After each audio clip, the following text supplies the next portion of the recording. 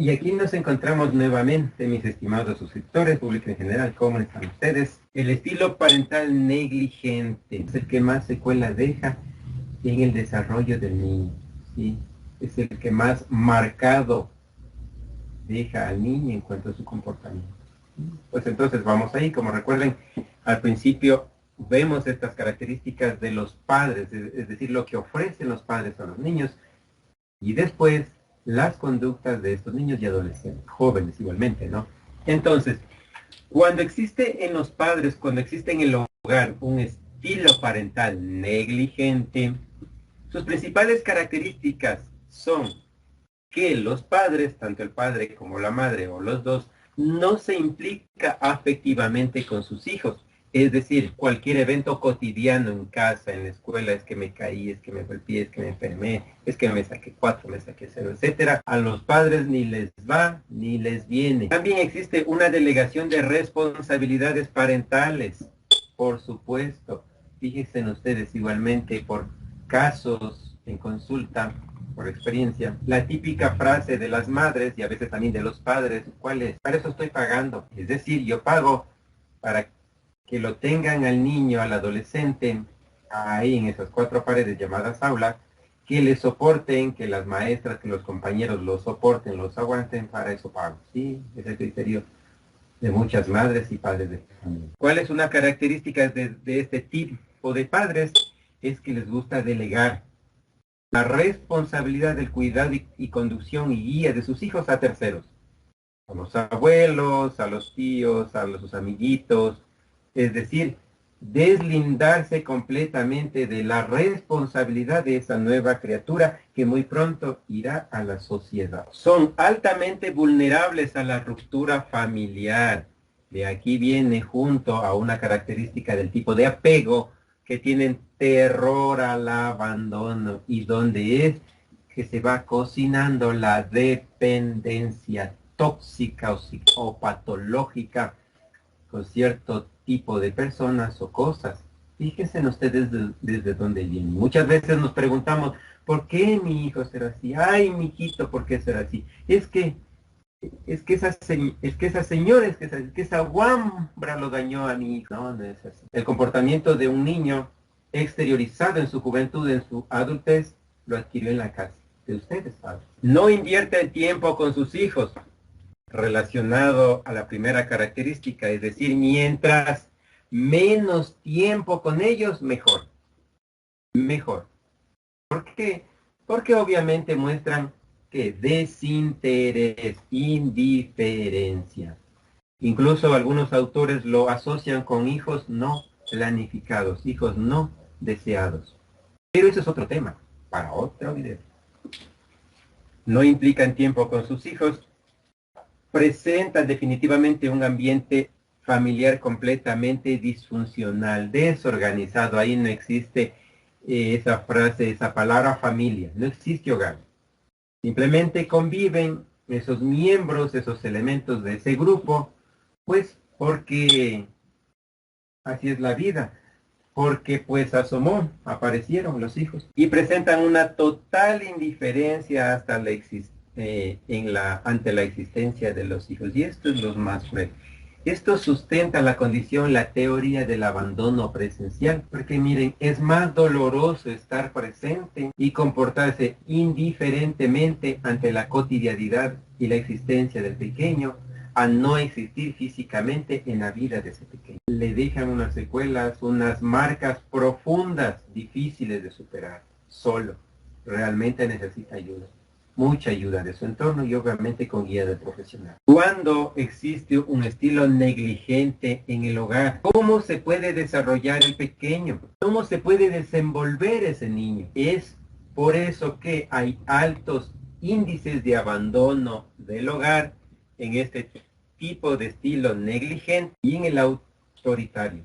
Hay un alto índice de abandono del hogar. Muchos correrán en la suerte de encontrar otro hogar que les dé afecto, amor, comprensión y ternura, una guía, una disciplina adecuada. Y para otros, lamentablemente, caerán en los brazos de estos grupos sociales o incluso familias sociales completamente peor o más disfuncionales que su propia familia. Entonces, ¿cómo creen ustedes que aumentan los índices delincuenciales en la juventud? ¿Cómo creen ustedes que sucede eso? ¿Por qué sucede eso? Porque obviamente hay un desinterés de parte de los progenitores, cuidadores o padres sobre el bienestar del pequeño. Entiéndase el bienestar del pequeño como la satisfacción psicológica, emocional y física de sus necesidades. No es ir y comprar un juguete, no es ir y comprar una prenda de vestir.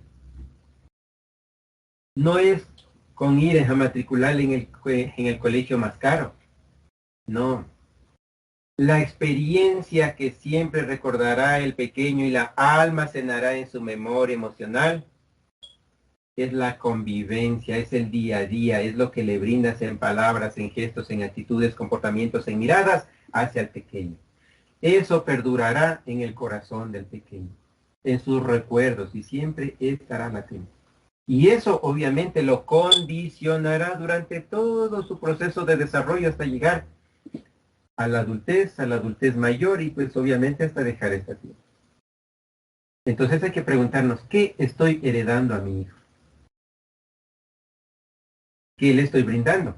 Y no me digan aquí la excusa es que no me alcanza, es que somos pobres, etcétera. No tiene nada que ver.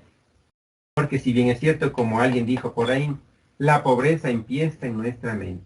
Aquí está la pobreza más grande, la más pesada.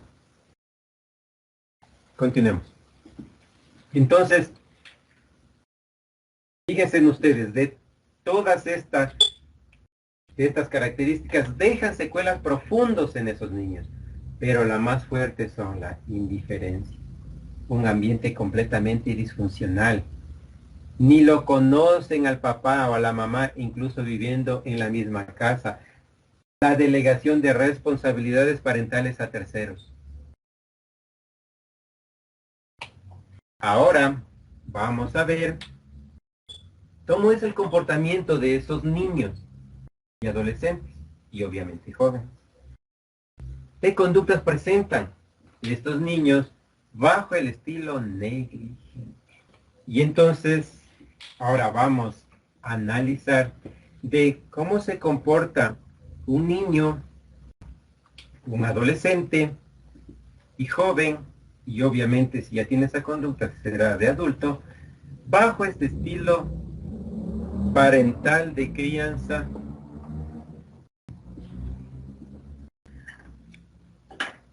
negligente. Miren, estos adolescentes jóvenes presentan nula competencia social, como ya habíamos explicado asimismo en el estilo, ¿cuál era? El que vimos en el permisivo. No tienen desarrollada esa capacidad, esa competencia social de poder, ¿qué? Relacionarse con sus pares, con sus semejantes. Lo hacen muchas veces estrictamente necesario bajo sus necesidades. Les voy a poner aquí un ejemplo de un gran autor, un psicólogo que estudió a los grandes personajes psicópatas en Estados Unidos. Y entonces él deja una pregunta suelta y dice, ahora con todo lo que hemos visto y presenciado a lo largo de los años en cuanto al patrón actitudinal de estos delincuentes psicópatas, cabe la pregunta, ¿un psicópata nace o se hace? ¿Qué creen ustedes? Bueno, avancemos. Bajo control de impulsos, pero por supuesto, sin en su hogar, para él, para su percepción, no existe nadie que le brinde afecto, apoyo, guía, control, etcétera, aún estando sus progenitores. Entonces, ¿dónde creen, cómo creen que ese joven, que ese adolescente podrá exteriorizar todo ese proceso de frustración, toda esa carga emocional patológica que heredó y que aprendió en su hogar. ¿Cómo? Pues simple, a través de los impulsos. ¿Y de qué tipo de impulsos? Si ya hablamos de impulsos, pues obviamente hay que violencia. Alto grado de agresividad, pero por supuesto, si no hay control de impulsos, pues existe un alto grado, esa persona presenta un alto grado de agresividad. Y obviamente si hay agresividad, hay violencia física, verbal, emocional, psicológica, gestual, etcétera. Obviamente, pues si yo no puedo controlar mis impulsos ante cualquier estímulo, por más sencillo, por más que no tenga nada que ver, ¿cómo voy a reaccionar? Generalmente una persona impulsiva reacciona cuando se siente amenazada. ¿A qué? A sus creencias, hábitos, modos de vida, estereotipos, costumbres, complejos, etc. Cuando se sentirá amenazada incluso en una simple conversación. ¿Por qué? Porque la persona actúa como o bajo qué, bajo el perfil de una persona fanática, no proceso, simplemente actúo. ¿Cómo actúo? A través de mis impulsos que generalmente son violentos.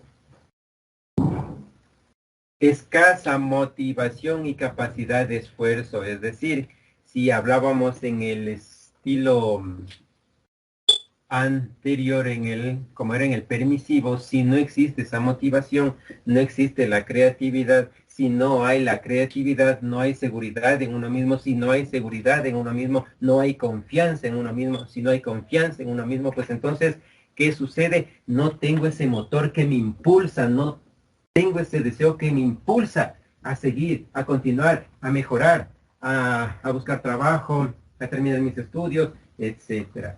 Y aquí les dejo otra pastillita para pensar. ¿Sabían ustedes que incluso hasta los psicópatas, incluso hasta las personas que viven al margen de la ley, con conductas delincuenciales, etcétera, necesitan un impulso motivacional para sus conductas, para sustentar sus credos, creencias, complejos, estereotipos, etcétera? Entonces, escasa motivación. Ese joven, ese adolescente, ese adulto no tiene motivación. ¿Para qué? Para seguir viviendo, para seguir existiendo, para cumplir sus sueños si alguna vez los tuvo. Inmadurez. Obvio. ¿Cuándo se considera una persona inmadura? Se considera una persona inmadura cuando no tiene la suficiente capacidad o destreza mental. ¿Para qué? Para procesar su propia condición personal y mucho menos procesar todas las emociones, elementos, estímulos de su alrededor. Es decir, no tiene la capacidad de entender, comprender y gestionar su propia persona. Y entonces ahí hablamos ya de una percepción completamente distorsionada. Y todo estímulo que reciba será como una antena parabólica. Si afuera dicen hola, él percibirá como algo negativo. Él percibirá como que hay un peligro hacia él, hacia su existencia, hacia su persona. Es decir, tiene completamente distorsionada su percepción. Alegres y vitales. ¿Pero dónde? En su realidad. Ese joven, ese adolescente, ese adulto es feliz, es fuerte, es sano en su realidad. No sé si han escuchado, pero a veces dice, oye, pero tú estás joven, fuerte, grande, ¿y qué haces? Busca la vida. Son felices en el medio donde viven, son felices. Su círculo de confort los mantiene felices. Y he ahí el terror a qué? A abandonar ese círculo de confort. Porque claro, como su distorsión está completamente desubicada, distorsionada cognitivamente, pues entonces asume afuera, que afuera no puede, no debe, y que es mejor donde está. ¿Qué más presenta? Problemas conductuales. Pero por supuesto, si ya vemos que no tiene competencia social, ¿qué habrá? ¿Cuál es la forma de exteriorizar eso? Es que hay cero o nula tolerancia, cero o nula al proceso social de adaptación, tanto a su persona como a su entorno, obviamente familiar, escolar, en el laboral y cuanto más en la pareja, ¿no? Fíjense en ustedes. Y ¿qué más presenta ese adolescente, ese joven, adulto? Problemas o dificultades de aprendizaje. Fíjense en ustedes, aquí apelo a la experiencia, a consulta. Cuando desde pequeñitos ya los encasillamos a los niños, eres un vago, eres esto, eres fulano, eres tal cosa, etcétera. Y empezamos a realizar toda una tabla comparativa hacia el pequeño, es que mira si tu hermano, es que mira si tu primo, es que mira el vecino, es que mira, etcétera. Ahí ya lo estamos encasillando y acentuamos más, reafirmamos más esa dificultad de aprendizaje. Y cuando eso sucede en el niño ya lo hace, ya va simplemente por obligación. A la menor oportunidad de ese abandono de hogar, abandonará el hogar y abandonará su escolaridad. ¿Sí? Problemas de aprendizaje. ¿Qué más sucede? Es que son conformistas, es decir, yo estoy donde estoy, me encuentro bien, tengo una casita, tengo que comer y pues aquí estoy. ¿Y qué más? Presentan desajustes psicológicos. ¿Pero por qué es que presentan esto? ¿Por qué? Pues obviamente, ¿por qué? ¿Por qué es que ellos, estos jóvenes, estos adolescentes, adultos, en este estilo negligente, presentan problemas de ajuste psicológico? Obviamente, si todo lo que recibieron, todo lo que aprendieron es simplemente elementos nocivos a su estabilidad, ¿qué puedo aprender? ¿Qué puedo haber recibido? Entonces, papitos, mamitas, padres, busquen ayuda. Si detectan, ya vamos a dar en el siguiente contenido elementos de detección temprana en problemas de aprendizaje relacionados a los estilos de apego.